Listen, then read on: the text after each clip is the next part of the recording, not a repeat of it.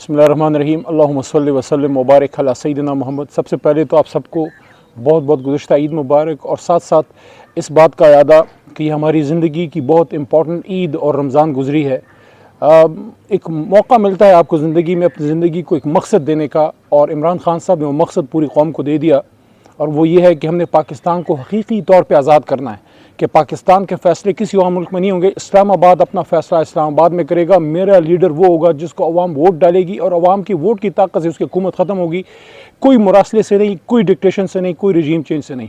6 तारीख़ को मियाँ वाली हमारा जलसा है, और ख़ान साहब ने आना है। उनका अपना देश है, उनकी अपनी मट्टी है। मैं मियाँ वाली की दोस्तों से, उनकी वहाँ के भाइयों से, ख़ासकर बहनों से, जिस तरह पिछली बार वो निकली थी, सब ने निकलना है। मैं मियाँ वाली से मैं काफ़ी दफ़ा आया हूँ, और मैंने देखा है कि वहाँ के जिस तरह नडर लोग हैं और जिस तरह उनको मोहब्बत है इमरान खान से। लेकिन ये इस बार आपने इमरान खान के लिए भी नहीं, आपने इस बार पाकिस्तान के लिए इमरान खान साहब के साथ निकलना है। तो इसलिए आपसे रिक्वेस्ट है, 6 तारीख़ को हम सब वहाँ होंगे।